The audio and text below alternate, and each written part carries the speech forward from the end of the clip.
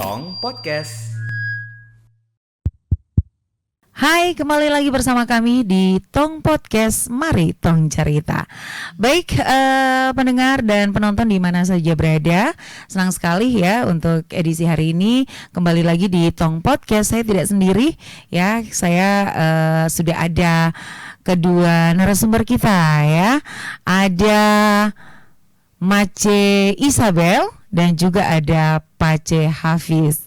Apa kabar dulu nih? Baik ya. Oke. Nah, kali ini di bincang-bincang podcast kita saat ini ya, kita akan sedikit membahas terkait dengan langkah-langkah antisipasi terkait dengan cuaca ekstrim yang sudah terjadi dan akan terjadi di Kabupaten Fakfak. Nah, seperti apa ya, langsung saja kita masuk dalam pembahasan kita nih terkait dengan langkah-langkah antisipasi cuaca ekstrim.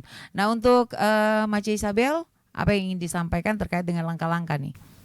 Oke. Untuk langkah-langkah sendiri itu waspada potensi bencana hidrometeorologi, kemudian menghindari aktivitas di tempat yang rawan, menghindari atau mengurangi, kemudian membawa jas hujan, terus mencari informasi tentang BMKG, cuaca, terus menjaga lingkungan. Oke, kalau Pace Hafiz sendiri? Untuk saya itu langkah-langkahnya bisa mulai dari yang pertama waspada, terus mengecek info dari BMKG kita, melihat info cuaca maksud saya.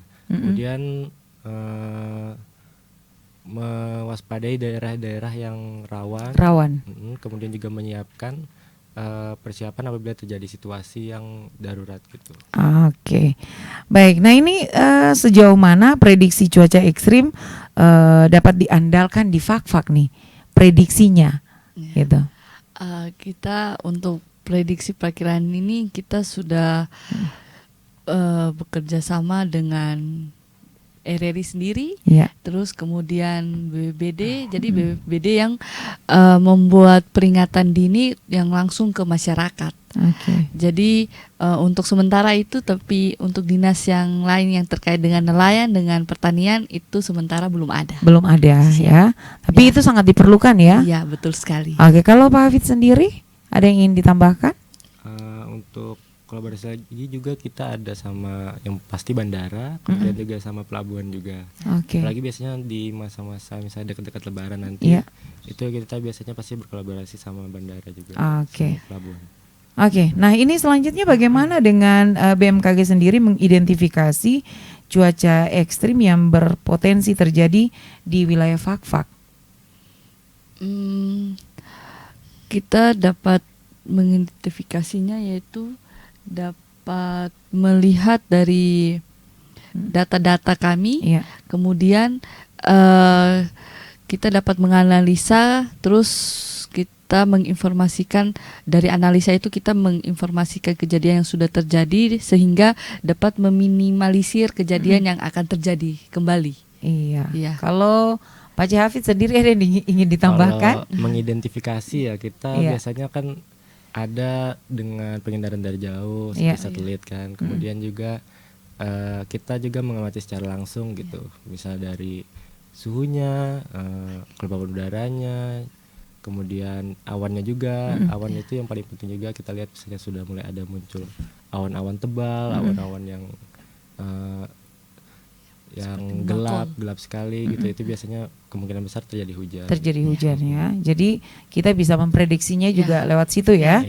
Oke. Nah, selanjutnya kalau kita bicara tadi, kita melihat berarti ini tanpa kita sadari bahwa kita sudah mengedukasi masyarakat ya terkait dengan bagaimana kita melihat nih, oh seperti ini berarti tanda-tandanya akan hujan, akan angin, seperti itu ya. Nah, kalau Mace Isabel dan Pace Hafid sendiri melihat nih, khusus yang ada di Kabupaten Fakfak, bagaimana pemantauan ya, sistem atau alat pemantauan untuk BMKG sendiri yang digunakan selama ini untuk memantau perakiraan cuaca di Kabupaten Fak-Fak? Untuk alat sendiri itu kita memakai alat otomatis dengan manual. Nah, alat otomatis itu kita ada ada angin, suhu, tekanan. Dan itu tiap kali semester itu kita kalibrasi. Ya, jadi karena alat itu kita gunakan, jadi sebisa mungkin kita minimalisir errornya. Iya. Kemudian yang juga kita mengenali lingkungan, khususnya Kabupaten Fak-Fak, supaya kita ketika terjadi lampu mati atau apa, kita tidak bergantungan dengan alat tersebut. Iya, jadi kita bisa dengan alam sendiri. Wah, ini kita bisa tahu tanpa alat. Iya.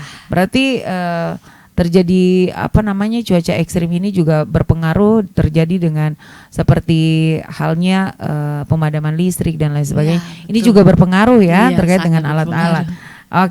Nah ini seberapa sering nih BMKG memberikan informasi cuaca terkini kepada masyarakat di Kabupaten Fak-Fak, terkhususnya ya, terutama nih menjelang cuaca ekstrim? Apakah sudah dari awal-awal sudah menyampaikan atau seperti apa? Atau sudah kejadian dulu nih?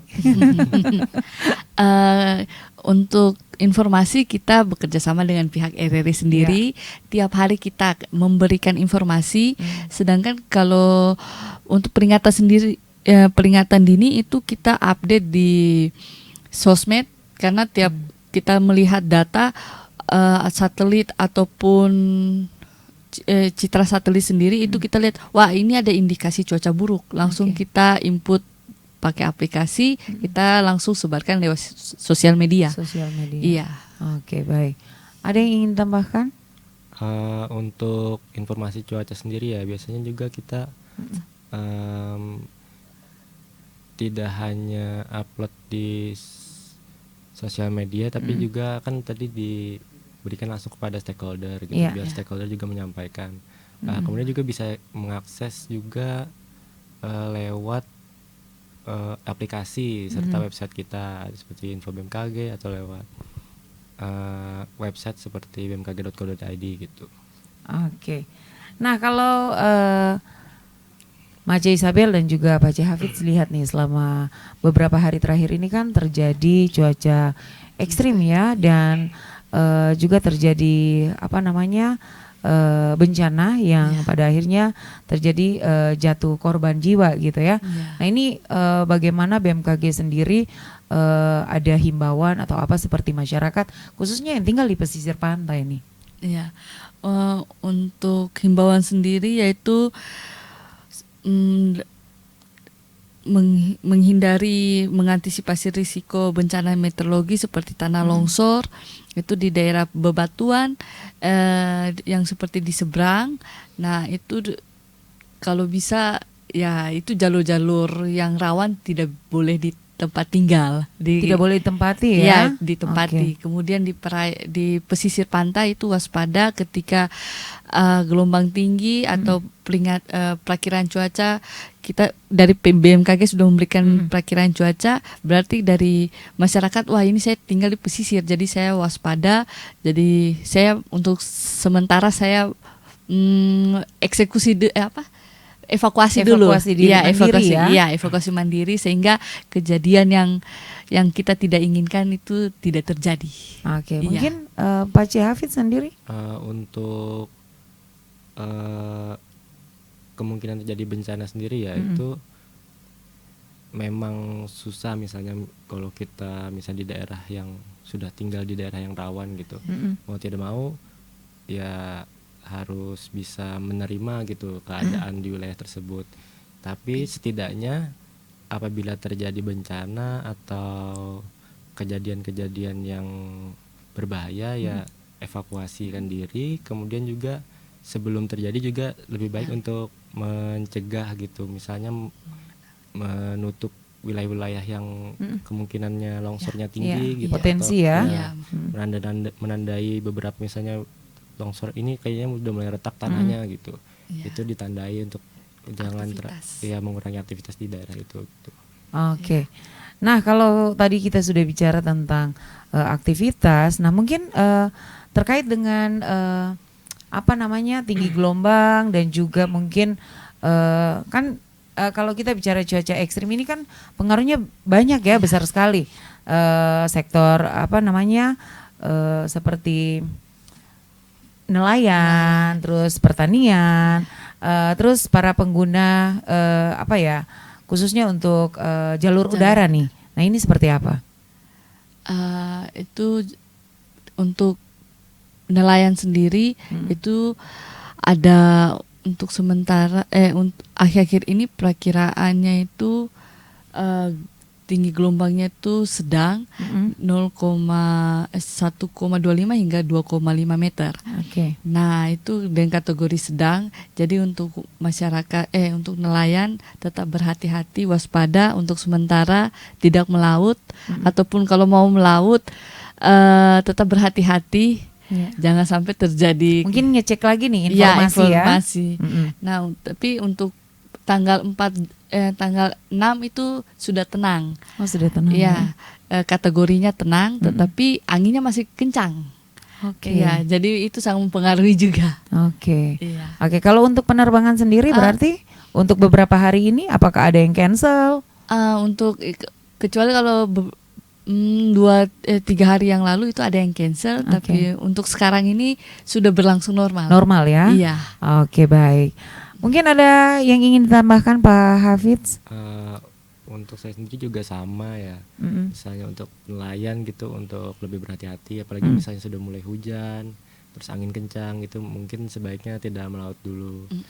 Kemudian untuk penerbangan juga untuk sekarang ya memang benar sudah mulai aman gitu. Sudah aman ya. Mungkin ya ada angin kencang sebentar kemudian normal lagi. Kita di PHP terus nih sama cuaca.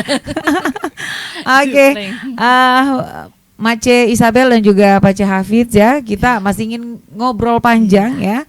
Namun kita dibatasi. Mungkin yang terakhir nih closingnya buat Mace Isabel dan juga Pace Hafidz, apa yang ingin disampaikan?